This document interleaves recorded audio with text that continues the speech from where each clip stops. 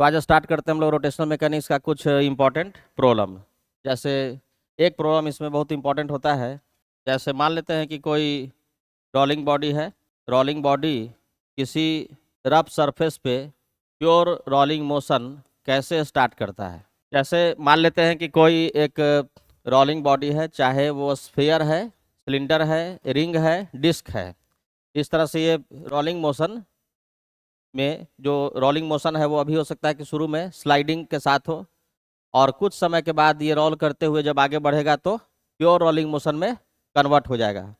तो pure rolling motion में कब कन्वर्ट होगा, कितना डिस्टेंस ट्रेवल करने के बाद कन्वर्ट होगा, ये सब सवाल इसमें पूछा जाता है। तो ये सब क्वेश्चन इसमें आता है कि कोई बॉडी को अगर मान लो कि हम इस पर मूव करा दिए, जैसे किसी स्फीयर को थ्रो कर दिए, केवल स्पीड दिया गया है। कोई मान लो कि सिलेंडर है, स्फीयर है, रिंग है, डिस्क है, उसको केवल हम लोग स्पीड दे दिए। तो शुरू में क्या होता है कि जिसको अगर केवल स्पीड दिया गया, सेंटर ऑफ मास को दिया गया वेलोसिटी v नॉट, और ओमेगा नहीं दिया गया, इसके पास कोई रोटेशन नहीं है, तो शुरू में क्या होगा, स्लाइडिंग के साथ ये चलेगा। ये आगे जैसे ही बढ़ेगा तो इसमें फ्रिक्शन किधर लगना स्टार्ट हो जाएगा, फ्रिक्शन लगना स्टार्ट हो जाएगा इस पर पीछे की तरफ। और ये फ्रिक्शन क्या करेगा, इसके स्पीड को कम करेगा। फ्रिक्शन, क्योंकि स्पीड आगे दिया गया है तो फ्रिक्शन किधर लगेगा, पीछे की ओर, क्योंकि पॉइंट ऑफ कांटेक्ट किधर स्लाइड कर रहा है, पॉइंट ऑफ कांटेक्ट आगे स्लाइड कर रहा है, तो इसमें फ्रिक्शन लग जाएगा पीछे की ओर। और क्योंकि स्लाइडिंग है यहाँ पर, जब भी कोई चीज किस सरफेस पे स्लाइड करता है, स्लिप करता है, यानी चलता है, रिलेटिव मोशन में रहता है, तो फ्रिक्शन का वैल्यू क्या होता है, मैक्सिमम। अगर प्योर रोलिंग मोशन होता, यानी कोई स्लाइडिंग नहीं होता, तो फ्रिक्शन का वैल्यू 0 से मैक्सिमम के बीच में कुछ भी हो सकता है। लेकिन यहाँ पर जो मोशन है वो स्लाइडिंग मोशन है, तो फ्रिक्शन का वैल्यू हो जाएगा मैक्सिमम। अब देखो, फ्रिक्शन पीछे की ओर लगा तो ये फ्रिक्शन इसको क्या देगा, इसको देगा रिटार्डेशन, और जिसके चलते इसका जो स्पीड है वो धीरे धीरे क्या होगा, स्पीड कम होता जाएगा, स्पीड कम होता जाएगा। मान लो कि शुरू में स्पीड इतना था, बाद में स्पीड कम होते होते इस वैल्यू तक पहुंचा। और फ्रिक्शन एक और चीज़ देगा, फ्रिक्शन जो पीछे लगेगा तो फ्रिक्शन इस बॉडी को रोटेट करना चाहेगा, उस पर टॉर्क लगाएगा। टॉर्क किस डायरेक्शन में लगाएगा, क्लॉकवाइज। तो क्लॉकवाइज डायरेक्शन में टॉर्क लगेगा, तो वो टॉर्क इसको क्या देगा, एंगुलर एक्सेलरेशन अल्फा। तो किसी भी बॉडी पे टॉर्क अगर लगा तो टॉर्क के चलते क्या मिलता है, अल्फा। और अल्फा अगर किसी के पास है तो उसका एंगुलर स्पीड ओमेगा क्या होगा, ओमेगा भी बढ़ेगा। ओमेगा इक्वल्स टू क्या होता है, omega equals to omega naught plus alpha into T. अगर किसी को एंगुलर एक्सेलरेशन अल्फा मिल गया तो उसका ओमेगा बढ़ रहा है, ओमेगा बढ़ रहा है। जैसे एक्सेलरेशन क्या करता है, एक्सेलरेशन चलते स्पीड बढ़ता है, चेंज होता है, उस तरह से एंगुलर एक्सेलरेशन चलते एंगुलर वेलोसिटी क्या होगा, चेंज होगा। और भी निकालने का फॉर्मूला जानते हैं क्या होता है, v बराबर u प्लस ए टी। इस तरह से ओमेगा का भी फॉर्मूला होता है कि फाइनल एंगुलर वेलोसिटी बराबर इनिशियल एंगुलर वेलोसिटी प्लस एक यहाँ पर क्या हो जाएगा, अल्फा इंटू टी। यहाँ पर एंगुलर एक्सेलरेशन कांस्टेंट है तो कांस्टेंट वाला ये सब फॉर्मूला यूज करते हैं। तो हम लोग देखेंगे कि आफ्टर टाइम टी इसका ओमेगा भी 0 से बढ़ते बढ़ते कुछ वैल्यू तक पहुँच रहा है, तो क्या होगा, रोलिंग मोशन समय के साथ साथ होने लगेगा। और कुछ समय के बाद क्या होगा कि जब स्फीयर का वेलोसिटी v नॉट से घट के कोई वैल्यू तक आ गया और ओमेगा जो 0 था उसका वैल्यू बढ़कर कुछ हो गया, तो फिर पॉइंट ऑफ कांटेक्ट के पास वेलोसिटी क्या होगा, एक होगा सेंटर ऑफ मास के चलते आगे की तरफ, और ओमेगा इस डायरेक्शन में है तो ओमेगा के चलते पीछे की तरफ। और कुछ समय के बाद जब इसका वैल्यू इसके बराबर हो जाएगा तो प्योर रोलिंग मोशन स्टार्ट हो जाएगा। तो हम लोग को यही निकालना होता है कि कितने समय के बाद ये प्योर रोलिंग मोशन में कन्वर्ट हो जाएगा। तो इस तरह का क्वेश्चन हो सकता है कि हम क्या क्या कर सकते हैं इसमें, किसी बॉडी को केवल दिया गया ट्रांसलेशनल मोशन, यानी उसको केवल थ्रो किया गया। जैसे हम लोग किसी स्फीयर को रफ सरफेस पे मान लो कि ऐसे फेंक दिए, तो वो रफ सरफेस पे कुछ दूर तक तो स्लाइड करते हुए रोल करता है, थोड़ा सा स्लिपिंग के साथ रोलिंग मोशन होगा, और धीरे धीरे कुछ समय के बाद क्या होगा, प्योर रोलिंग मोशन में कन्वर्ट हो जाएगा। तो उसके पीछे कारण क्या है, फ्रिक्शन। अगर ये स्फेरिकल, ये जो है स्मूथ सरफेस होता तो फ्रिक्शन इस पर नहीं लगता। अगर ये फ्रिक्शन लेस होता तो इसमें फ्रिक्शन पीछे की तरफ या आगे की तरफ नहीं लगता, तो उस केस में क्या है, केवल ट्रांसलेशनल मोशन से ये चलता रहता और ये स्किड करते हुए आगे बढ़ता। या फिर ऐसा भी कर सकते हैं कि मान लो किसी बॉडी को मान लेते हैं कि यहाँ पर हम लोग ट्रांसलेशनल मोशन नहीं दे करके उसको दे दिए रोटेशनल मोशन, केवल उसको ओमेगा दिया गया, एंगुलर वेलोसिटी दिया गया और सरफेस पे रख दिया गया। जैसे कोई स्फीयर है या कोई रिंग है, उसको मान लो कि हाथ में तुम रोटेट करके या किसी तरह से रोटेट करके सरफेस पर रख दिए। कोई बॉल है, उसको तुम फेंके नहीं हो, ट्रांसलेशनल मोशन नहीं दिए, केवल उसको रोटेट करके सरफेस पे रख दिए। जैसे मान लो कि हम लोग बहुत सारा कॉमन एग्जाम्पल है, जैसे लट्टू, ठीक है। लट्टू में देखते होगे कि उसको कोई सरफेस पे केवल रोटेशन दिया तो उसका मोशन कुछ अलग तरह का होता है। उसी तरह से मान लो कि कोई स्फीयर है, कोई बॉल है, और उस बॉल को हम लोग केवल रोटेट करके स्विंग करके उसको सरफेस पे रख दिए, सेंटर ऑफ मास को वेलोसिटी नहीं दी, उसको थ्रो नहीं किए, केवल उसको रोटेट करके रख दिए। तो क्या होगा, तो क्या ये केवल रोटेट करता रहेगा कि आगे की ओर मूव भी करेगा? अगर ये सरफेस फ्रिक्शन लेस होता तो कोई फ्रिक्शन इस पे नहीं लगेगा, तो ये केवल रोटेट करता रहेगा। तो अगर तुम स्पिन करा के बॉल को केवल सरफेस पे, स्मूथ सरफेस पे रख दो, तो वो केवल स्पिन करता रह जाएगा, आगे नहीं बढ़ेगा। लेकिन रफ सरफेस पे रखेंगे तो क्या होगा, जो अगर इस तरह से इसको हम रोटेट कराए हैं, एंगुलर वेलोसिटी इसको इधर दिए हैं, तो पॉइंट ऑफ कांटेक्ट के पास वेलोसिटी किधर होगा, पीछे की ओर होगा। अगर स्पिन ऐसे करेंगे तो पॉइंट ऑफ कांटेक्ट ऐसे मूव कर रहा है सर्कल में, तो इसका वेलोसिटी किधर होगा, पीछे की ओर। और पॉइंट ऑफ कांटेक्ट के पास वेलोसिटी पीछे की ओर होगा, तो इसमें फ्रिक्शन किधर लग जाएगा, आगे की ओर लगेगा। अब ये फ्रिक्शन क्या करेगा, फ्रिक्शन जो लगेगा वो फ्रिक्शन क्या होगा, मैक्सिमम होगा, क्योंकि यहाँ पर क्या हो रहा है, स्लाइडिंग हो रहा है, रिलेटिव मोशन के साथ ये चल रहा है, सरफेस के रिस्पेक्ट में, नीचे वाले सरफेस के रिस्पेक्ट में आगे जा रहा है, तो फ्रिक्शन इस पे मैक्सिमम लगेगा। अब ये फ्रिक्शन क्या करेगा, फ्रिक्शन इस बॉडी को देगा एक्सेलरेशन, एक्सेलरेशन देगा, जिधर फ्रिक्शन लगा उधर देगा एक्सेलरेशन। एक्सेलरेशन किधर मिलेगा, आगे की तरफ। अब ये एक्सेलरेशन क्या करेगा, आगे की ओर वेलोसिटी को बढ़ाएगा। तो आफ्टर सम टाइम जो स्फीयर है या बॉडी है, उसके सेंटर ऑफ मास का वेलोसिटी जीरो से बढ़ते बढ़ते कोई वैल्यू तक पहुंच जाएगा। इधर से एक्सेलरेशन क्या करेगा कि इसके सेंटर ऑफ मास का वेलोसिटी जो अभी जीरो है, समय के साथ इसका वैल्यू बढ़ करके कोई वैल्यू तक आ गया, मान लो v हो गया। तो v बराबर क्या लिखेंगे यहाँ पर, v बराबर u प्लस ए टी, और u का वैल्यू कितना है, u का वैल्यू है 0, तो सिंपली हो जाएगा a इंटू टी। अब देखो सेंटर ऑफ मास का वेलोसिटी बढ़कर के इतना तक पहुंच गया। अब ये फ्रिक्शन इसको क्या करेगा, टॉर्क भी तो देगा। टॉर्क किधर देगा, ओमेगा के डायरेक्शन में कि उसके अपोजिट। फ्रिक्शन अगर आगे की ओर लगेगा तो ये टॉर्क इस पे लगाएगा कैसे, एंटी क्लॉकवाइज, तो ओमेगा के अपोजिट। तो टॉर्क ओमेगा के अपोजिट लगेगा तो इसका ओमेगा क्या होगा, कम होगा। पहले ओमेगा इतना था और समय के साथ साथ ओमेगा का वैल्यू क्या होगा, कम होता जाएगा। अब देखो किसी टाइम पर ओमेगा का वैल्यू घट करके इतना पहुंचा। अब पॉइंट ऑफ कांटेक्ट के साथ क्या होगा, एक वेलोसिटी पॉइंट ऑफ कांटेक्ट के पास होगा सेंटर ऑफ मास के चलते आगे की ओर, और ओमेगा है इस डायरेक्शन में, तो इसके चलते वेलोसिटी किधर होगा, पीछे की ओर। और ये वाला वेलोसिटी घट रहा है और इधर से ये वेलोसिटी बढ़ रहा है और ये वेलोसिटी घट रहा है। एक समय ऐसा है कि दोनों का वैल्यू जब बराबर हो जाएगा तो प्योर रोलिंग मोशन क्या होगा, स्टार्ट हो जाएगा। तो इस तरह से डिफरेंट डिफरेंट केस में हम लोग डिस्कस कर सकते हैं कि फ्रिक्शन किस तरह से प्योर रोलिंग मोशन स्टार्ट कराने में हेल्प करेगा। तो देखते हैं बारी बारी इस दोनों केस। ये पहला केस मान लो, ये हो गया topic acquiring pure rolling motion, acquiring pure rolling motion of A rolling body. जैसे पहला केस मान लेते हैं कि कोई एक स्फीयर है, इस स्फीयर को किसी रफ सरफेस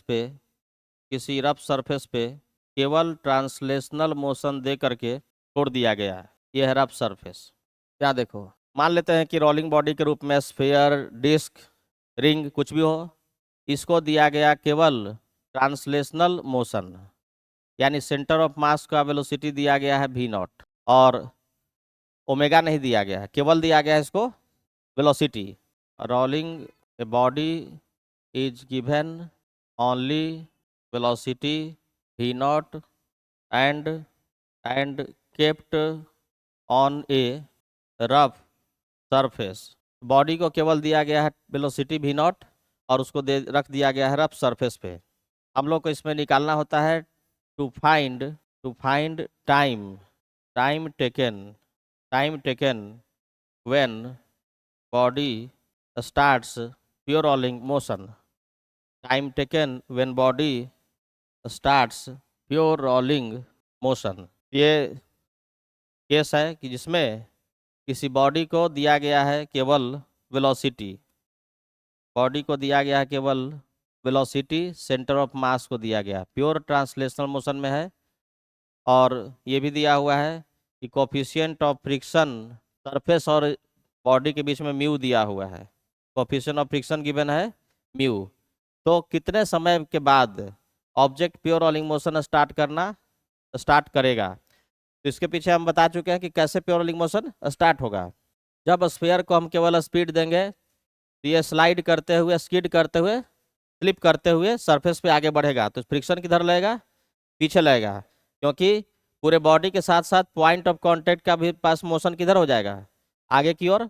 जो सेंटर ऑफ मास के पास वेलोसिटी है वही वेलोसिटी पॉइंट ऑफ कांटेक्ट के पास हो जाएगा, तो इसका वेलोसिटी होगा आगे की ओर, तो उसके चलते फ्रिक्शन लगेगा पीछे की ओर। और जब तक स्लाइडिंग होगा तो फ्रिक्शन का वैल्यू क्या होगा? मैक्सिमम होगा। और वो फ्रिक्शन दो चीज देगा, फ्रिक्शन देगा एक्सेलरेशन या रिटार्डेशन और टॉर्क के चलते एंगुलर एक्सेलरेशन। तो देखो फ्रिक्शन का यहाँ पे दो रोल है, ध्यान रखना है कि एक फ्रिक्शन चलते क्या मिलेगा? सेंटर ऑफ मास को एक्सेलरेशन और एंगुलर एक्सेलरेशन, दो चीज मिलेगा। एक्सेलरेशन सेंटर ऑफ मास के वेलोसिटी को चेंज करेगा और अल्फा इसके ओमेगा को चेंज करेगा।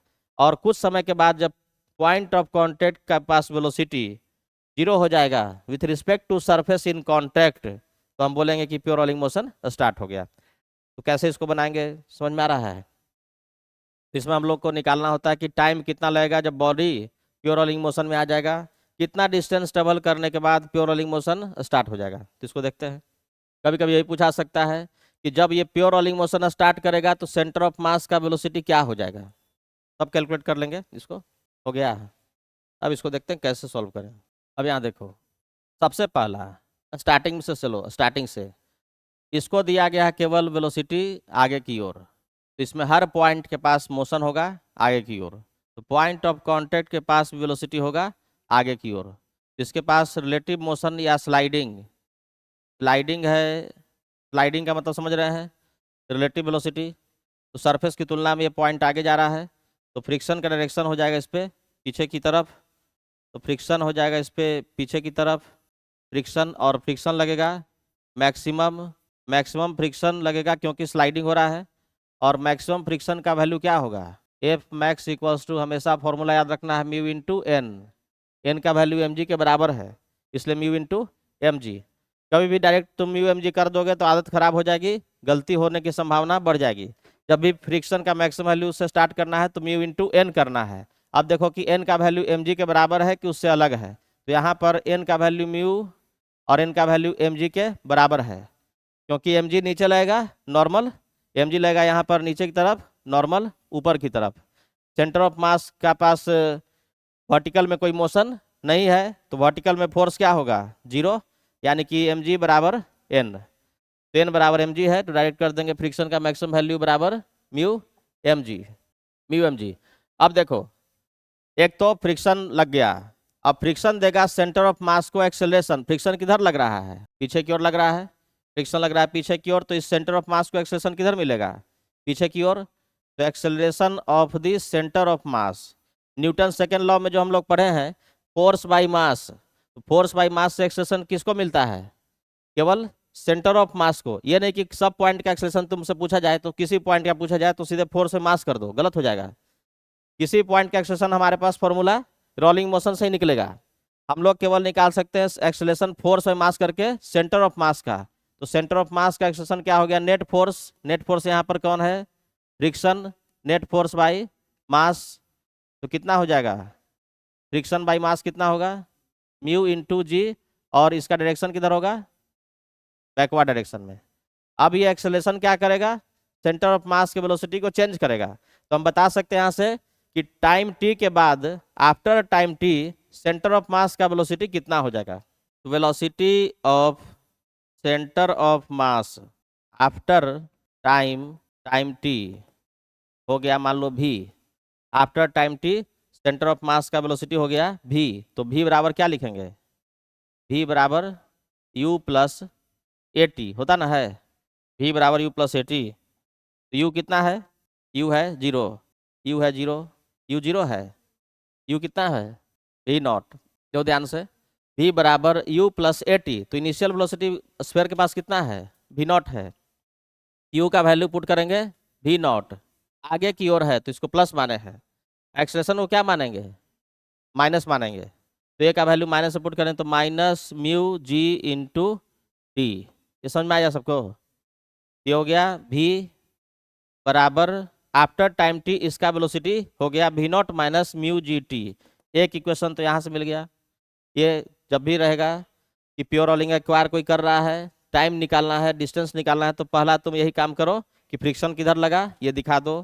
फ्रिक्शन देगा एक्सेलरेशन, एक्सेलरेशन चलते सेंटर ऑफ मास का वेलोसिटी चेंज होगा। तो after time T centre of मास का वेलोसिटी निकल गया। अब दूसरा काम करना है, रोटेशन में आ जाओ। अब तो अब आ जाओ इसका रोटेशन में। अब नेक्स्ट फ्रिक्शन इसको देगा रोटेशन, फ्रिक्शन देगा rotation. Here friction will exert torque also. अब टॉर्क फ्रिक्शन लगाएगा तो टॉर्क कितना होगा, torque about centre of mass. Center of mass के अबाउट फ्रिक्शन का कितना टॉर्क लगेगा, फ्रिक्शन लग रहा है पीछे, तो कितना दूर है सेंटर ऑफ मास से आर, तो आर इंटू एफ हो गया टॉर्क। और टॉर्क का डायरेक्शन क्या होगा, सेंटर ऑफ मास के अबाउट जो फ्रिक्शन इधर लग रहा है, ये फ्रिक्शन इस सेंटर ऑफ मास के अबाउट कैसे घुमाएगा, क्लॉकवाइज। क्लॉकवाइज अगर फोर्स इधर लगे तो ये फोर्स इस सेंटर ऑफ मास के अबाउट इसको क्लॉकवाइज में रोटेट करेगा, तो टॉर्क हो गया क्लॉकवाइज। ठीक है। और टॉर्क बराबर क्या होता है, टॉर्क इक्वल्स टू होता है आई इंटू अल्फा, आई इंटू अल्फा। यहाँ से हम लोग वैल्यू पुट करते हैं, अल्फा निकल जाएगा। अल्फा इक्वल्स टू क्या होगा, अल्फा इक्वल्स टू हो जाएगा R into F by I. F का वैल्यू था वो पुट करेंगे क्योंकि अभी मोशन है स्लाइडिंग में ना, तो फ्रिक्शन मैक्सिमम है। तो आर इंटू एफ का वैल्यू कितना है म्यू एम जी, और आई का जो वैल्यू होगा सेंटर ऑफ मास के अबाउट आई सी एम, इसका वैल्यू यहाँ पर पुट करेंगे। अगर मान लो डिस्क है तो आई सी एम का वैल्यू कितना पुट करेंगे एम आर स्क्वायर बाई 2। अगर सॉलिड स्फीयर है तो 2/5 M R square, hollow sphere है तो 2/3 एम आर स्क्वायर, सिलेंडर है तो इस तरह से सबका वैल्यू जो आई का वैल्यू होगा पुट कर देंगे। अल्फा निकल गया। अल्फा का डायरेक्शन किधर है, जो टॉर्क का डायरेक्शन है, टॉर्क है क्लॉकवाइज, टॉर्क है क्लॉकवाइज, तो अल्फा भी क्लॉकवाइज होगा ना। तो अल्फा इसको मिला, एंगुलर एक्सेलरेशन किधर मिला, क्लॉकवाइज डायरेक्शन में। अब यहाँ से निकाल सकते हैं कि टी टाइम के बाद सेंटर ऑफ मास का के अबाउट एंगुलर वेलोसिटी क्या होगा। तो एंगुलर वेलोसिटी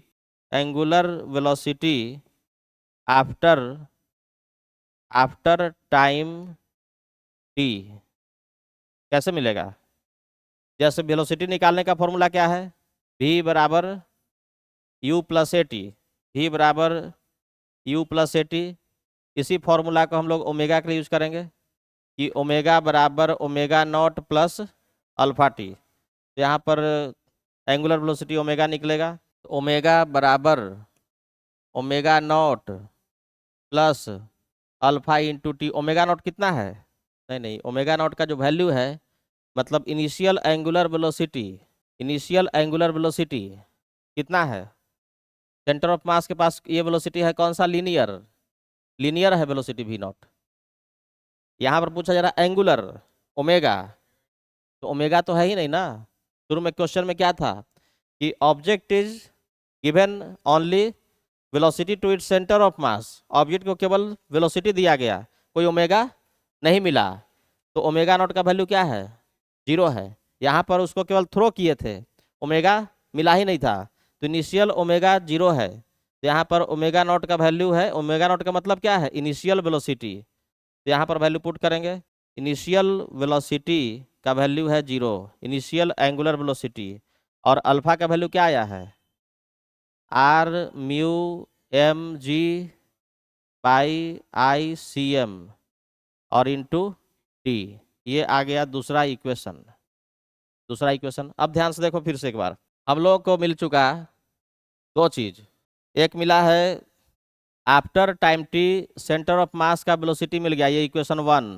ठीक है, ये इक्वेशन 1 मिला। और आफ्टर टाइम टी ओमेगा मिल गया, ओमेगा का वैल्यू आफ्टर टाइम टी इतना हो गया। और तो किसी टाइम टी पर क्या होगा, किसी टाइम टी पर सेंटर ऑफ मास के पास है वेलोसिटी v नॉट से चेंज हो गया v, और ओमेगा का वैल्यू 0 से बढ़ के हो गया ओमेगा। और जब यहाँ पर मान लो कि चलते चलते आया और यहाँ पर टाइम टी लग गया, टाइम का वैल्यू कितना हो गया, टी हो गया, तो ये प्योर रोलिंग मोशन में आ गया। जब प्योर रोलिंग मोशन में आएगा तो हम लोग जानते हैं कि वेलोसिटी इस पॉइंट का क्या होगा, 0 होगा। सेंटर ऑफ मास के पास वेलोसिटी है v, और ओमेगा के चलते पीछे की तरफ हो जाए कितना, ओमेगा इंटू आर। तो जब ये प्योर रोलिंग मोशन स्टार्ट करेगा तो क्या होगा कंडीशन, v बराबर ओमेगा इंटू आर। तो हम लोग को तो यही निकालना है ना कि कितने समय के बाद प्योर रोलिंग मोशन में आ जाएगा। तो when body starts pure rolling motion, यहाँ पर हम लोग बोलेंगे कि when body starts pure rolling तो क्या होगा कंडीशन, v बराबर ओमेगा इंटू आर। v का वैल्यू कितना आया था, पुट करो, v का वैल्यू कितना आया था, v not minus mu G T. ये हो गया v बराबर ओमेगा, ओमेगा का वैल्यू क्या आया है, R mu M G into T by I C M. ये हो गया ओमेगा इंटू आर, आर करें तो क्या हो जाएगा, आर स्क्वायर। यहाँ से इस इक्वेशन को सॉल्व करके टी का वैल्यू निकाल लेंगे। तो सॉल्व करके टी का वैल्यू निकालना है कितना होगा। तो यहाँ से वैल्यू कैलकुलेट करेंगे, टी को एक तरफ करेंगे तो वी नॉट बराबर क्या हो जाएगा, टी कॉमन ले लिए, इधर चला गया म्यू जी, और उधर क्या बचेगा, R square mu M G by I C M. हम लोग को टाइम निकालना है, टाइम कैलकुलेट करना है। तो टाइम का वैल्यू यहाँ से आ गया, टी बराबर कितना, V naught by mu ji common ले लेते हैं, तो क्या बचेगा, 1 plus M R square by I C M. यही रिजल्ट आ गया। तो इस तरह से हम लोग कैलकुलेट कर लिए कि बॉडी को प्योर रोलिंग मोशन एक्वायर करने में कितना टाइम लगेगा। तो time equals to V naught by mu G 1 plus M R square by I C M. तो हम लोग इसको एक बार बढ़िया से देख लेते हैं फिर से क्या क्या डिस्कस हुआ, कौन कौन सा इक्वेशन लाए। यहाँ पर क्वेश्चन क्या था समझते हैं ध्यान से। क्वेश्चन था कि जब ऑब्जेक्ट को दिया गया है केवल pure translational motion, centre of mass को केवल वेलोसिटी दिया गया, ओमेगा नहीं दिया गया, तो शुरू में क्या होगा, पॉइंट ऑफ कांटेक्ट आगे की ओर स्लाइड करेगा, आगे की ओर स्लाइड करेगा तो फ्रिक्शन इस पे पीछे लगेगा, और फ्रिक्शन लगेगा पीछे कितना, मैक्सिमम, क्योंकि स्लाइडिंग है। मैक्सिमम फ्रिक्शन का वैल्यू कितना होता है, म्यू इंटू एन, एन का वैल्यू है एम जी, तो म्यू एम जी। अब ये फ्रिक्शन इसको देगा एक्सेलेरेशन कितना, फोर्स बाई मास, तो म्यू जी। फ्रिक्शन देगा पीछे की ओर एक्सेलेरेशन। तो after time T centre of मास का वेलोसिटी कितना हो जाएगा, शुरू में है वी नॉट और एक्सेलेरेशन किधर है, पीछे की ओर, तो v बराबर u प्लस ए टी से चलेंगे।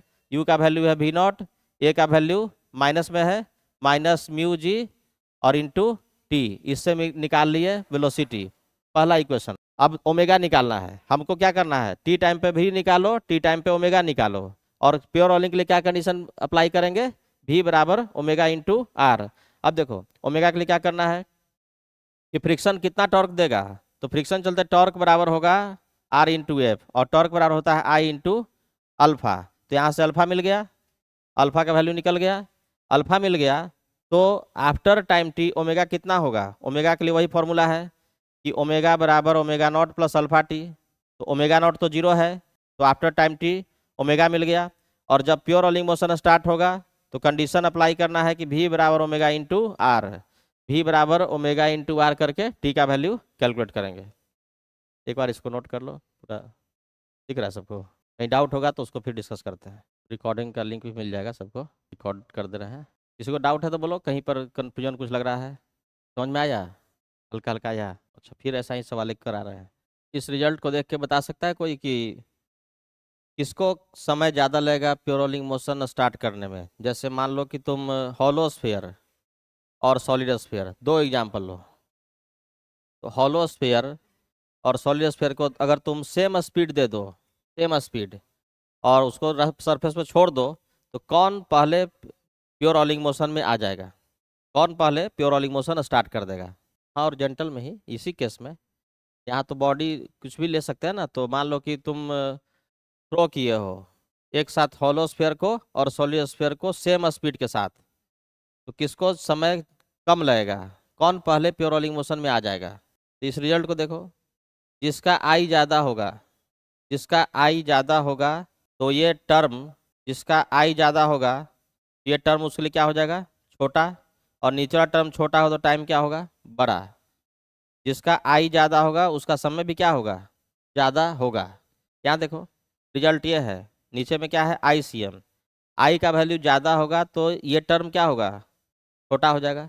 और डिनोमिनेट इसके अंदर डिनोमिनेटर में छोटा है, नीचे वाला वैल्यू छोटा है, तो ये वैल्यू क्या होगा?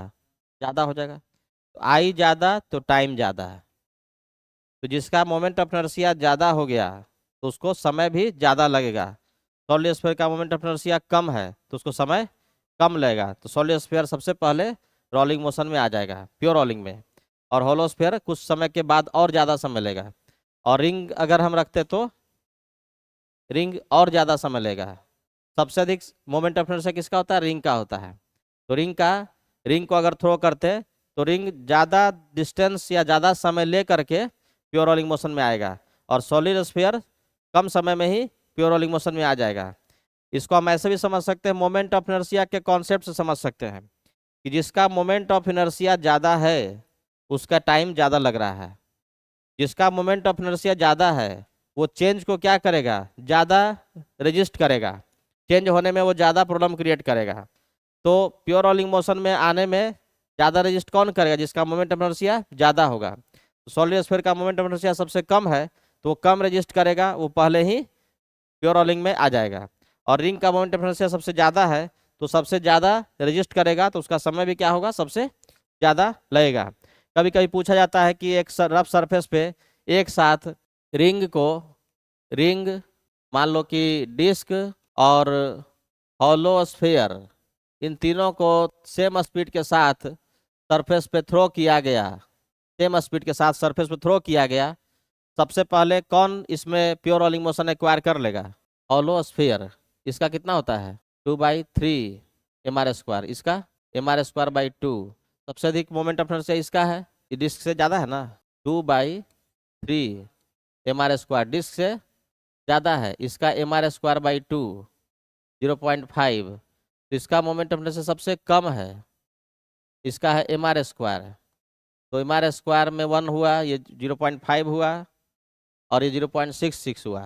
तो सबसे कम मोमेंट ऑफ इनर्शिया है इसमें डिस्क का, तो डिस्क सबसे पहले प्योर रोलिंग मोशन में आ जाएगा। उसके बाद फिर कौन आएगा? Hollow sphere. तो उसके बाद फिर लास्ट में कौन आएगा?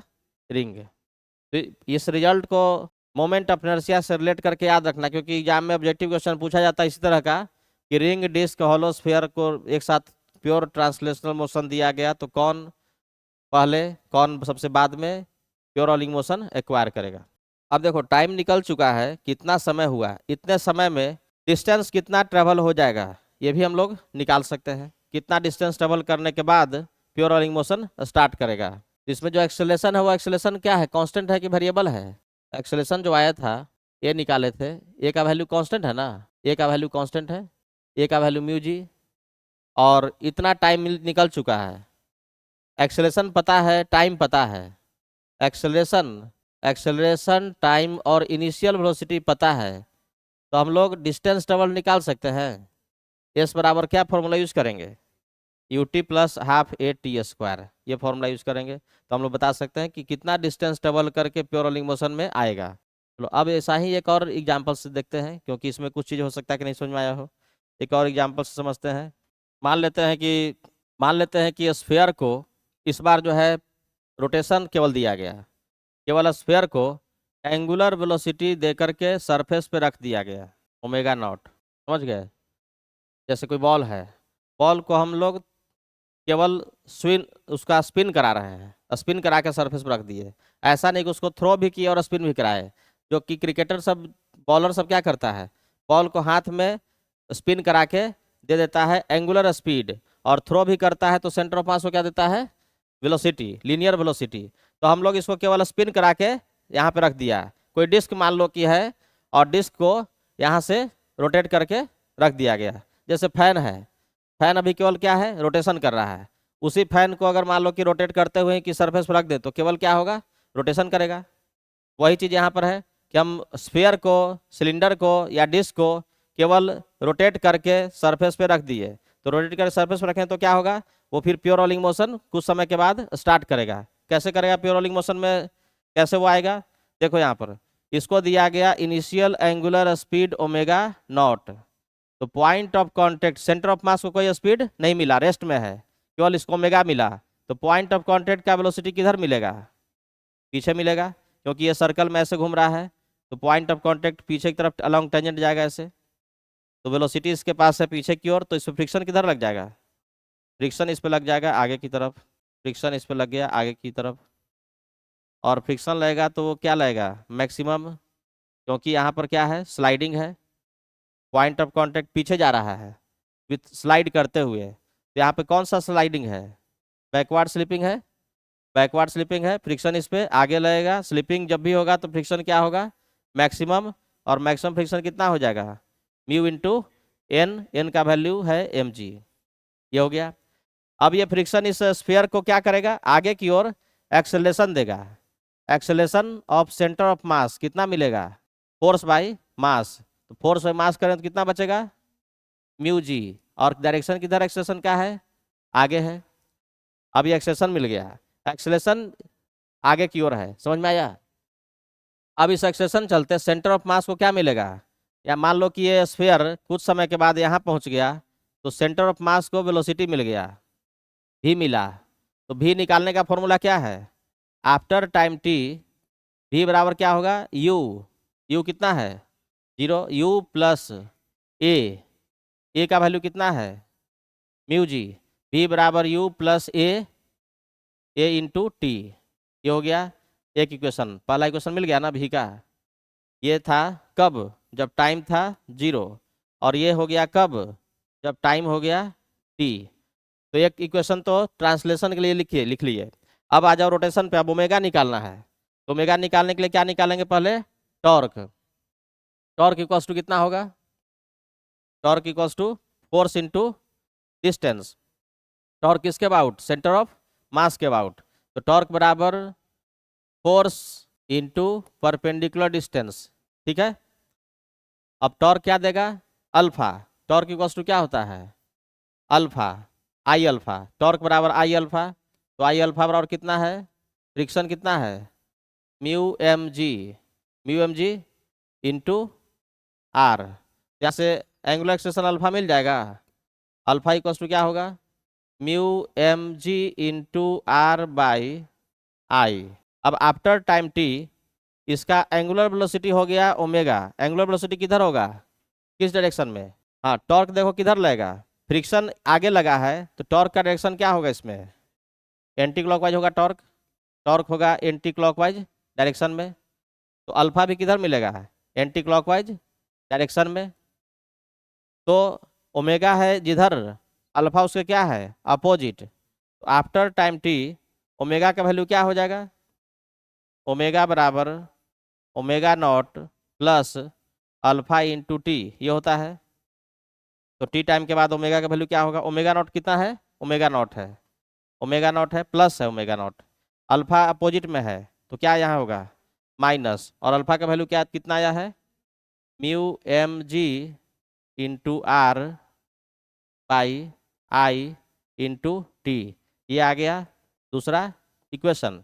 और जब प्योर रोलिंग मोशन स्टार्ट करेगा तो क्या कंडीशन है प्योर रोलिंग के लिए, फॉर प्योर रोलिंग मोशन के लिए, और प्योर रोलिंग क्या होता है कंडीशन, भी बराबर ओमेगा इंटू आर। भी का वैल्यू यहाँ आ चुका है, भी पुट करेंगे, ओमेगा का वैल्यू यहाँ से पुट करेंगे, और इसको सॉल्व करके टी का वैल्यू निकालेंगे। अब आगे से खुद से निकालो कि टी का वैल्यू क्या आएगा। v का वैल्यू यहाँ पुट करेंगे, ओमेगा का वैल्यू आ चुका है, दोनों को पुट करके कैलकुलेट करना है t का वैल्यू क्या होगा। तो v बराबर ओमेगा इंटू आर, वी का वैल्यू है म्यू जी इंटू टी, v बराबर ओमेगा, ओमेगा है omega naught minus mu M G into R into T by I, v बराबर ओमेगा, ओमेगा इंटू आर। यहाँ से सॉल्व करके टाइम को एक तरफ करेंगे, टाइम को एक तरफ करेंगे तो क्या होगा, टाइम कॉमन लेंगे तो आ जाएगा म्यू जी प्लस म्यू जी इंटू, यहाँ से आ जाएगा टी कॉमन तो mu g plus mu ji into M R square by I बराबर omega naught into R, omega naught into R. तो यहाँ से आ जाएगा t इक्वल्स टू, तो t इक्वल्स टू हो जाएगा omega naught into R by mu ji common ले लेते हैं, तो यहाँ क्या बचेगा 1 plus M R square by आई। देखो तो पिछला रिजल्ट जैसा ही आया है, यहाँ पर भी नॉट के यहाँ पर क्या आ गया है ओमेगा नॉट आर, बाकी सब वही है mu G 1 plus M R square by I. यहाँ भी सब लॉजिक वही है कि कौन पहले प्योर रोलिंग मोशन एक्वायर करेगा, तो जिसका मोमेंट ऑफ इनर्शिया कम होगा, ये कम होगा तो नीचे ये टर्म बड़ा होगा, ये टर्म बड़ा होगा तो टाइम छोटा होगा, जिसका आई कम होगा उसका समय भी कम लगेगा प्योर रोलिंग मोशन आने में। इतना सबका आ गया था ना। इससे पूछा जा सकता है कि जब प्योर रोलिंग मोशन स्टार्ट कर देगा तो उस समय वेलोसिटी कितना हो जाएगा, तो प्योर रोलिंग मोशन का टाइम निकल चुका ना है, और वेलोसिटी का क्या फॉर्मूला था, v बराबर कितना आया था म्यू जी इंटू टी था, t का वैल्यू यहाँ केवल पुट कर देंगे, t का वैल्यू यहाँ से लेकर के पुट करेंगे तो हमको मिल जाएगा वेलोसिटी ऑफ सेंटर ऑफ मास जब प्योर रोलिंग मोशन स्टार्ट हो जाएगा। हो गया। तो इसमें क्वेश्चन, तो दोनों क्वेश्चन अब समझ में आया मिला करके, हटा दें इसको। Conservation of angular momentum, angular momentum का कंजर्वेशन हम लोग पहले भी एग्जाम्पल से देखे थे। आसान आसान क्वेश्चन तो बना चुके हैं इसमें कि किसी बॉल को किसी रॉड से कोलिजन कराते हैं तो एंगुलर स्पीड सब का पहले कैलकुलेशन हो चुका है। तो पहले एक बार इस पर इसका कॉन्सेप्ट क्या था याद है सबको, कि एंगुलर मोमेंटम कंजर्व कर कब रहता है, जब क्या चीज़ जीरो होता है, टॉर्क। जब किसी पॉइंट के अबाउट या एक्सिस के अबाउट टॉर्क होता है जीरो, तो उसके अबाउट एंगुलर मोमेंटम क्या रहता है, कांस्टेंट और कंजर्व्ड। अगर किसी पॉइंट ए के अबाउट या किसी एक्सिस के अबाउट टॉर्क जीरो है तो उसी पॉइंट या उस एक्सिस के अबाउट एंगुलर मोमेंटम रहेगा कांस्टेंट और कंजर्व्ड। तो हम लोग अब सीखेंगे कि रोलिंग मोशन में एंगुलर मोमेंटम कंजर्वेशन अप्लाई कैसे करेंगे, रोलिंग मोशन में एंगुलर मोमेंटम कंजर्वेशन कैसे अप्लाई करेंगे। एंगुलर मोमेंटम का फॉर्मूला सबको याद होगा, सबको याद होगा कि हम लोग एंगुलर मोमेंटम निकालना सीखे थे। एंगुलर मोमेंटम किसी पार्टिकल का, अगर कोई पार्टिकल चल रहा है वेलोसिटी v के साथ जिसका मास है m, तो इसका मोमेंटम हो गया m भी, और एंगुलर मोमेंटम किसी पॉइंट के अबाउट, जैसे मान लो ये पॉइंट O है, तो इस पॉइंट O के अबाउट एंगुलर मोमेंटम कैसे निकालेंगे, तो सिंपल तरीका है, वेलोसिटी का जो लाइन है O से देखो कि उसका परपेंडिकुलर डिस्टेंस कितना है, ये हो गया r परपेंडिकुलर। एंगुलर मोमेंटम निकालने का रिजल्ट फॉर्मूला था कि कोई पार्टिकल चल रहा है वेलोसिटी v के साथ, एंगुलर मोमेंटम निकालना है इस पॉइंट O के अबाउट, तो हम लोग देखेंगे कि लाइन ऑफ मोशन, वेलोसिटी का जो लाइन है पॉइंट से कितना परपेंडिकुलर डिस्टेंस पे है, ये हो गया r perpendicular cross m v, एक यही तरीका था ना। और दूसरा ये तो हो गया ट्रांसलेशनल मोशन चलते, और अगर कोई बॉडी केवल रोटेशन कर रहा है अपने एक्सिस के अबाउट, किसी एक्सिस के अबाउट, अगर मान लो कि रिंग है, डिस्क है, स्फीयर है, वो किसी एक्सिस के अबाउट रोटेशन कर रहा है, तो angular momentum about axis of rotation कितना होगा, I about axis of rotation into omega. जो डायरेक्शन ओमेगा का होगा वह डायरेक्शन क्या होगा, एंगुलर मोमेंटम का होगा। ओमेगा इस डायरेक्शन में है तो एंगुलर मोमेंटम भी इसी डायरेक्शन में होगा। ये दो अलग अलग करके हम देखें कि दो अलग अलग मोशन, ट्रांसलेशन और रोटेशन, और रोलिंग मोशन दोनों का क्या है, कॉम्बिनेशन। तो अगर कोई चीज रोलिंग मोशन में है मतलब कि उसका सेंटर ऑफ मास चल भी रहा है प्लस उसके अबाउट रोटेशन भी हो रहा है, तो एंगुलर मोमेंटम कैसे निकालेंगे, अब सीखना है। ये सब तो पहले सबको याद करा दिए थे। अब हम लोग को देखना है कि angular momentum of A rolling body, angular momentum, angular momentum of A rolling body, angular momentum of A rolling body. जैसे मान लेते हैं कि एक रोलिंग बॉडी है, रोलिंग बॉडी है and body is rolling, body is in rolling motion on A horizontal surface, ऐसा दिया हुआ है। ठीक है, अब ये रोलिंग मोशन में है तो इसके पास वेलोसिटी कौन कौन सा है, एक सेंटर ऑफ मास के पास वेलोसिटी है v सी एम, प्लस उसके अबाउट एंगुलर वेलोसिटी है ओमेगा। तो अगर हमको इसका एंगुलर मोमेंटम निकालना है, रोलिंग मोशन का अगर एंगुलर मोमेंटम निकालना है तो कैसे निकालेंगे, तो देखो इसको दो पार्ट में पहले मोशन को ब्रेक करो, इसके मोशन को दो पार्ट में ब्रेक करेंगे। यहाँ समझो ये रोलिंग मोशन है तो रोलिंग मोशन को ब्रेक करते हैं। एक मोशन है कौन सा, ट्रांसलेशनल VCM, और एक मोशन है केवल कौन सा, रोटेशनल ओमेगा। तो ट्रांसलेशनल मोशन में हम लोग केवल किसको देखते हैं, सेंटर ऑफ मास को। तो पूरे मास को हम लोग सोच लेंगे कि सेंटर ऑफ मास पे रखा हुआ है। पूरा जो मास है इस बॉडी का मास कहाँ पे है, सेंटर ऑफ मास पे है। इस बॉडी का पूरा मास रख देंगे सेंटर ऑफ मास पे, और वो चल रहा है कितने से, VCM से चल रहा है, VCM से चल रहा है, VCM चल रहा है।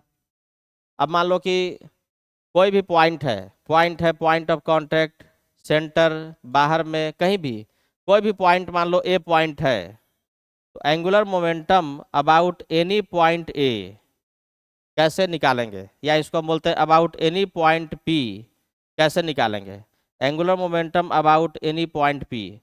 तो पहला काम करना है कि मान लो कि पी पॉइंट कहाँ, वो देखो, मान लो कि पी पॉइंट यहाँ पर है, तो इस ट्रांसलेशनल मोशन के चलते केवल पार्टिकल का एंगुलर मोमेंटम पहले निकाल लो।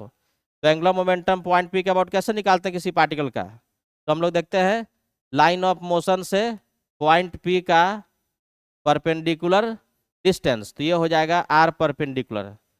तो एंगुलर मोमेंटम रोलिंग बॉडी का दो एंगुलर मोमेंटम होगा, एक होगा ट्रांसलेशन के चलते, सेंटर ऑफ मास के चलते, और दूसरा होगा रोटेशन चलते।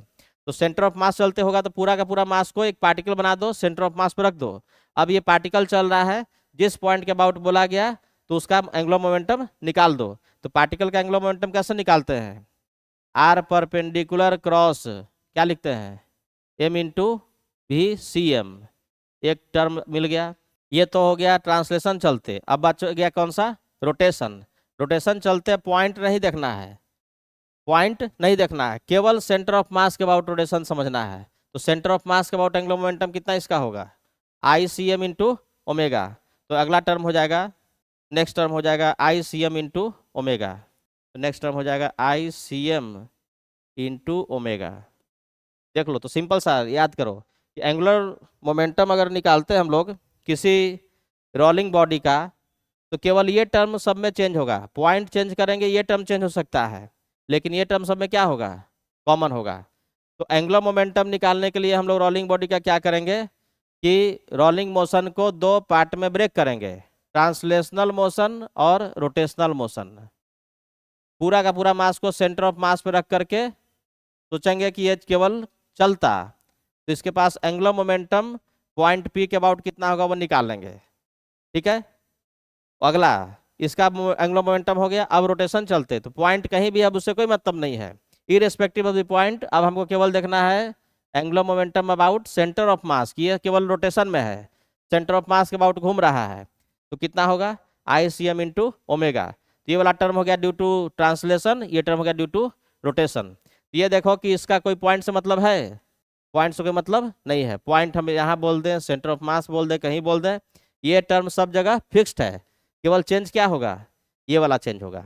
तो एंगुलर मोमेंटम इन ए रोलिंग बॉडी इस तरह से हम लोग निकालेंगे। किसी को डाउट इसमें है तो बोलो, कोई कन्फ्यूजन, बोलो कोई कन्फ्यूजन, कोई डाउट, समझ में आया? तो एंगुलर मोमेंटम कंजर्वेशन अब सीखना है। एंगुलर मोमेंटम सबको निकालने आ गया है तो कुछ कैलकुलेशन पहले कर लेते हैं, तब फिर एंगुलर मोमेंटम कंजर्वेशन करना सीखेंगे। मान लेते हैं कि एक स्फीयर है, इसका सेंटर ऑफ मास का वेलोसिटी है v0 और एंगुलर वेलोसिटी इस डायरेक्शन में है ओमेगा, वेलोसिटी है v और एंगुलर वेलोसिटी है ओमेगा। तो बताना है इस ऑब्जेक्ट का angular momentum about point P या अबाउट पॉइंट Q या मान लो about point center of mass O या कोई और भी पॉइंट मान लो बोल दिया गया, तो इसमें कैलकुलेट करना है।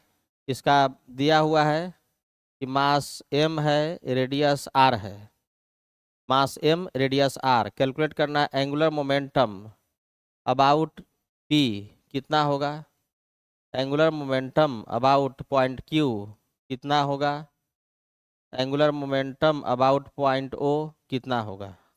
देखो तो कैलकुलेट करके स्फीयर ले लो, इसको सॉलिड स्फीयर ले लो। मान लो ये दिया हुआ है सॉलिड स्फीयर, क्वेश्चन समझ में आ गया? सॉलिड स्फीयर रोलिंग मोशन में है, एंगुलर मोमेंटम निकालना है उसका पॉइंट्स P Q O के अबाउट। क्या पहला बताए थे? रोलिंग मोशन है, सेंटर ऑफ मास के पास वेलोसिटी है और एंगुलर वेलोसिटी भी है। आप लोग को निकालना है angular momentum about point P Q O। कोई भी पॉइंट रहे, एंगुलर मोमेंटम में एक टर्म तो होगा सेंटर ऑफ मास के चलते, तो पूरे बॉडी को पहले तुम कन्वर्ट कर दो एक पॉइंट मास में कन्वर्ट कर दिए, ठीक है, पॉइंट मास में कन्वर्ट कर दिए। अब ये पॉइंट मास अगर ऐसे चलता तो moment of angular momentum Q के अबाउट, P के अबाउट, O के अबाउट तीनों निकाल लो। तो P के अबाउट कितना होगा, P से कितना दूर है, R डिस्टेंस है, P से इसका डिस्टेंस परपेंडिकुलर R है, तो R परपेंडिकुलर हो गया रेडियस बराबर मास इंटू VCM, VCM भी है। और डायरेक्शन भी तो ध्यान रखना है, डायरेक्शन तो क्लॉकवाइज एंटी क्लॉकवाइज देंगे ना। तो देखो डायरेक्शन किधर होगा, फॉर्मूला होता है R perpendicular cross mass into velocity, R cross भी करना है। तो R वेक्टर ऐसे है, R वेक्टर ऐसे है और वेलोसिटी वेक्टर इधर है, वेलोसिटी वेक्टर इधर है। पहला वेक्टर जो है आया R वेक्टर, वो ऊपर की तरफ है, R वेक्टर ऊपर की तरफ, दूसरा वेक्टर इस तरफ, तो पहला दूसरा की तरफ एरो बनेगा तो कैसे बनेगा, क्लॉकवाइज, तो इसका डायरेक्शन है क्लॉकवाइज। एक एक टर्म सब में निकाल लेते हैं। Q के अबाउट कितना हो जाएगा, सेम, क्योंकि लाइन ऑफ मोशन इसका ये है, डिस्टेंस यहाँ से क्या होगा, सेम होगा, यहाँ भी वही टर्म हो गया, RM भी क्लॉकवाइज। आ जाओ O के अबाउट, O के अबाउट, O की दूरी कितनी है सेंटर लाइन ऑफ मोशन से, 0 है, तो ये टर्म क्या हो गया, 0। समझ में आया? O से, O पॉइंट यहाँ पर है तो वेलोसिटी के लाइन से डिस्टेंस 0 हो गया, R परपेंडिकुलर 0। अब सब में बाकी जोड़ दो, ICM इंटू ओमेगा डायरेक्शन के साथ प्लस ICM इंटू ओमेगा, कोई भी पॉइंट रहे I ओमेगा सब के लिए क्या होगा, कॉमन हो जाएगा। वैल्यू पुट कर देते हैं, वैल्यू पुट करना है केवल। अब तो ये RM भी, I का वैल्यू क्या है, इस डायरेक्शन को प्लस मान लेते हैं, I सॉलिड स्फीयर था, सॉलिड स्फीयर का होता है 2/5 M/r² इंटू ओमेगा का डायरेक्शन सेम है, तो दोनों मिलके सेम डायरेक्शन क्या होगा, ऐड हो जाएगा। ओमेगा भी देखो इसी डायरेक्शन में है, तो दोनों का वैल्यू ऐड हो गया। इस तरह से यहाँ भी पुट करेंगे, सेम ही है, सेम वैल्यू दोनों। इसमें केवल क्या बचेगा, ICM into ICM into omega, omega है क्लॉकवाइज, ये हो गया angular momentum. Angular momentum rolling motion में निकाले सबका आ गया। और एक का प्रैक्टिस करवा देते हैं, एक सवाल और बना लो। देखो एक ऐसा सवाल है कि इसके पास वेलोसिटी दिया हुआ है भी, और ये प्योर रोलिंग मोशन में है, प्योर रोलिंग मोशन में है, तो बताना है ये दिया हुआ है, डिस्क दिया हुआ है, disc disc is in pure rolling motion. Calculate करना है angular momentum about point of contract P, center of mass, center of mass O, या फिर टॉप मोस्ट पॉइंट क्यू, तीनों के अबाउट एंगुलर मोमेंटम निकालना है।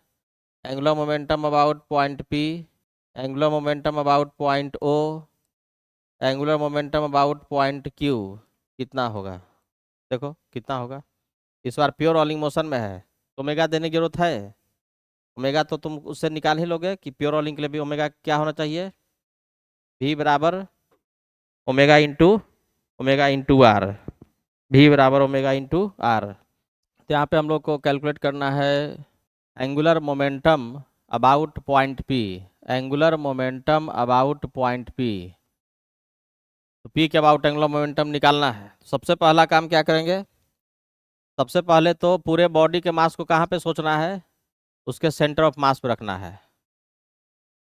तो पूरा बॉडी का मास सेंटर ऑफ मास पे चला गया, तो अब पी पॉइंट के अबाउट एंगुलर मोमेंटम कितना होगा इस पार्टिकल का, यहाँ से परपेंडिकुलर डिस्टेंस, ठीक है। पूरा मास कहाँ रख दिया, एक पॉइंट पे। अब ये पार्टिकल जा रहा है भी से, तो पी के अबाउट एंगुलर मोमेंटम निकालना है, तो पी से परपेंडिकुलर डिस्टेंस कितना हो जाएगा, तो पी से परपेंडिकुलर डिस्टेंस हो गया रेडियस के बराबर, ठीक है, रेडियस आर के बराबर, तो हो गया आर एम भी, और डायरेक्शन किधर होगा, क्लॉकवाइज ना, ये तो पहले ही देखे थे, डायरेक्शन हो गया clockwise, plus I C M into omega, omega किधर होगा, क्लॉकवाइज होगा तब ना, पॉइंट ऑफ कांटेक्ट के पास वेलोसिटी हो गया सेंटर ऑफ मास का आगे और ओमेगा के चलते पीछे, दोनों इक्वल होगा, भी बराबर ओमेगा इंटू आर, ये कंडीशन है। अब वैल्यू पुट करते हैं, तो आर एम भी प्लस आई कितना होगा, डिस्क है तो एम आर स्क्वायर बाई 2 और इंटू ओमेगा, दोनों का डायरेक्शन सेम है, क्लॉकवाइज है, दोनों ऐड हो गया, और ओमेगा इंटू आर कितना हो जाएगा, भी, यहाँ हो गया M V R plus M R into R omega हो जाएगा भी, तो बाई कितना हो गया 2, यानी 3/2 एम भी आर, तो ओमेगा के टर्म में आंसर आएगा, ये हो जाएगा 3/2 M V are, direction clockwise. अब आ जाओ सेंटर ऑफ मास के about, angular momentum about centre of मास, तो पहले तो सेंटर ऑफ मास ओ यहाँ है, तो वेलोसिटी से दूरी नहीं है, जीरो हो गया, R perpendicular zero, zero plus, अब अगला टर्म कौन सा, I C M into omega, I C M omega का वैल्यू कितना यहाँ है, डायरेक्ट इसको पुट कर देते हैं, M R V by 2, direction clockwise. अब आ जाओ जो कन्फ्यूजन था क्यू के अबाउट, तो उसको अलग से देख लेते हैं, ये दोनों तो क्लियर सबको नोट कर लिए। अब बच गया क्यू के अबाउट, क्यू के अबाउट अलग से देखते हैं उसको, हो गया ना। अब चलो इसको देखो, angular momentum about point Q, angular momentum about point Q, यहाँ देखो पॉइंट, पूरा बॉडी का मास कहाँ पर है, सेंटर ऑफ मास पे है, ये है सेंटर ऑफ मास, हमको निकालना है क्यू पॉइंट ऊपर में, तो कैसे निकालते हैं, पॉइंट से सेंटर ऑफ मास के वेलोसिटी की तरफ डालेंगे परपेंडिकुलर डिस्टेंस, ये कितना डिस्टेंस हो गया, आर के बराबर, आर एम भी, और डायरेक्शन किधर होगा, तो आर वेक्टर नीचे की तरफ है, वेलोसिटी वेक्टर इस तरफ है, दोनों का टेल मिल गया ना एक जगह, पहला वेक्टर जो है आर वेक्टर है, पहला वेक्टर नीचे की तरफ, दूसरा वेक्टर इस तरफ आर क्रॉस एम भी, पहला दूसरा की ओर एरो ड्रॉ करेंगे तो डायरेक्शन होगा एंटी क्लॉकवाइज, तो ये डायरेक्शन हो गया anti clockwise, plus ICM into omega कितना आया था सब में, ये वैल्यू जो आया था वही पुट करते हैं। ICM into omega, ICM into omega हम निकाले थे तो m²/2 into omega MRV by 2, direction clockwise, direction clockwise, तो यहाँ वैल्यू पुट करते हैं तो प्लस हो जाएगा MVR/2 डायरेक्शन क्लॉकवाइज। कौन ज़्यादा है, इसको प्लस मान लो, तब इसको माइनस मान लो, तो इसमें से ये क्या होगा, ये माइनस होगा तो कितना बचेगा MVR/2, और डायरेक्शन नेट किधर बचेगा, ज़्यादा ही ना था, यही ना बचेगा नेट, तो डायरेक्शन इसका हो जाएगा ये, कोई दिक्कत नहीं, तो माइनस बोल सकते हो उसको, माइनस में इसको बोल सकते हैं, अगर तुम इसको बोलते हो माइनस में तो -MVR/2, लेकिन डायरेक्शन क्या करना पड़ेगा, उल्टा करना होगा। ठीक है, आंसर सही है। किसी का माइनस में है तो भी आंसर ऐसे सही है, दोनों सही है। तो एंगुलर मोमेंटम निकालने आ गया। अब इस पे 2-3 सवाल बच रहा है जिसमें कि कंजर्वेशन ऑफ एंगुलर मोमेंटम करते हैं कि ये शुरू में ऐसे थ्रो किया गया, कुछ समय के बाद प्योर रोलिंग मोशन में आ जाएगा, तो हम लोग एंगुलर मोमेंटम कंजर्व कर सकते हैं कि नहीं कर सकते, और सवाल को एंगुलर मोमेंटम कंजर्वेशन से बना सकते हैं। तो 2-3 सवाल इस पे और बचा हुआ है, आज नहीं बताएंगे क्योंकि एंगुलर मोमेंटम तो सीखे ही हैं रोलिंग मोशन का। तो एक एक्स्ट्रा क्लास और हो जाएगा जिसमें कि एंगुलर मोमेंटम कंजर्वेशन पर कुछ इंपॉर्टेंट सवाल हम लोग बनाएंगे, क्योंकि IIT JEE में या नीट में moment of inertia, conservation of angular momentum, दो टॉपिक बहुत ही इंपॉर्टेंट है, जिससे सवाल इससे आसान आएगा, जो तुम सीख रहे हो उससे आसान आएगा, लेकिन सीखने के बाद ही बन पाएगा ना। घबराना नहीं कि अरे लंबा चौड़ा सवाल जा रहा है एग्जाम में बने कि नहीं, एग्जाम में वैसा सवाल नहीं आने वाला है, लेकिन तुम ऐसे सीखे रहोगे तो एग्जाम में बन जाएगा। कोशिश कर देना है अपनी तरफ से पूरा। तो दो टॉपिक पे ज़्यादा फोकस करना है, moment of inertia, conservation of angular momentum, और एक हम बताए थे shifting of normal, shifting of normal बताए थे ना। ये सब जितना क्लास में कर लिया गया इतना कर लोगे तो एग्जाम में सवाल छूटने की बात ही नहीं है। चलो फिर मिलते हैं नेक्स्ट क्लास में।